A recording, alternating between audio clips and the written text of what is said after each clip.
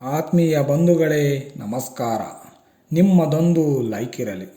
ಎಲ್ಲರೂ ನಮ್ಮವರು ಎಂದುಕೊಳ್ಳುವುದು ಭ್ರಮೆ. ನಾನು ನನ್ನದು ಎಂಬುದು ಸ್ವಾರ್ಥ. ನಿನಗೆ ನಾನಿದ್ದೇನೆ ಎನ್ನುವುದೇ ಶುದ್ಧ ಸುಳ್ಳು. ಸತ್ಯವೇನೆಂದರೆ ನಿನಗೆ ನೀನೇ ಹೊರತು ಮತ್ತಾರೂ ಇಲ್ಲ.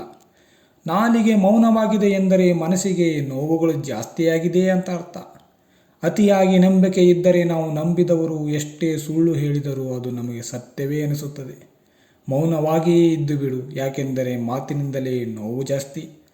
ಅರ್ಥ ಮಾಡಿಸಲು ತುಂಬ ಜನ ಸಿಗ್ತಾರೆ, ನಮ್ಮನ್ನು ಅರ್ಥ ಮಾಡಿಕೊಳ್ಳಲು ಸಿಗೋದು ಬಹಳ ಕಷ್ಟ. ಕಣ್ಣೀರು ಭಾರವಾಗಿರುವುದಿಲ್ಲ, ಆದರೂ ಅದು ಹೊರಗೆ ಬಂದಾಗ ಮನಸ್ಸು ಹಗುರಗೊಳ್ಳುತ್ತದೆ. ಕಾಣೋ ಕನಸು ಎಲ್ಲ ನನಸು ಆಗಲ್ಲ. ಪರಿಚಯ ಆಗುವ ಎಲ್ಲ ಸಂಬಂಧಗಳು ನಂಬಿಕೆಯನ್ನು ಉಳಿಸಿಕೊಳ್ಳಲ್ಲ. ಕೆಲವರು ಹೂವಿನಂತೆ ಮಾತನಾಡಿ ಸುಳ್ಳಿನ ಪ್ರಪಂಚವನ್ನೇ ಕಟ್ಟುತ್ತಾರೆ.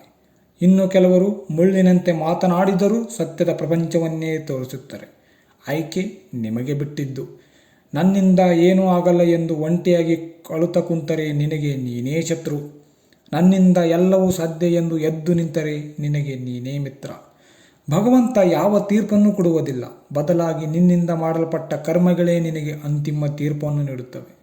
ಒಂದು ನೋವಿನಿಂದ 1000 ಹನಿ ಕಣ್ಣೀರು ಹಾಕಿದನೆಂದು ನೊಂದುಕೊಳ್ಳಬೇಡಿ. ಆ ಒಂದು ನೋವಿನಿಂದ ಲಕ್ಷಗಟ್ಟಲೆ ಅನುಭವ ಪಡೆದೆ ಎಂದು ಖುಷಿಪಡಿ. ಆ ಅನುಭವಗಳೇ ನಿಮಗೆ ಸಾಧಿಸೋಕೆ ಸಹಾಯ ಮಾಡುತ್ತವೆ. ನಿನ್ನ ಬದುಕಿಗೆ ಬರಬಾರದ ಕಷ್ಟ ಬಂದರೂ ನೀನು ಬಂಡೆಯಂತೆ ಮಿಸ್ಕದಿರು. ಒಂದು ದಿನ ಆ ಬಂಡೆಗೂ ಸುಂದರ ರೂಪ ಬಂದೇ ಬರುತ್ತದೆ. 100 ಕಲ್ಲುಗಳ ಮಧ್ಯೆ ಯಾವುದೋ ಒಂದು ಕಲ್ಲು ಶಿಲ್ಪಿಯ ಕಣ್ಣಿಗೆ ಬೀಳುವಂತೆ ನೀನು ಒಂದು ದಿನ ಆ ಭಗವಂತನ ಕಣ್ಣಿಗೆ ಬಿದ್ದೇ ಬೀಳುವೆ.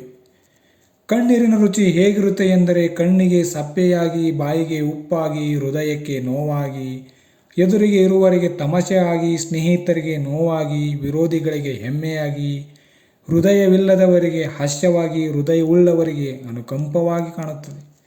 ಧನ್ಯವಾದಗಳು.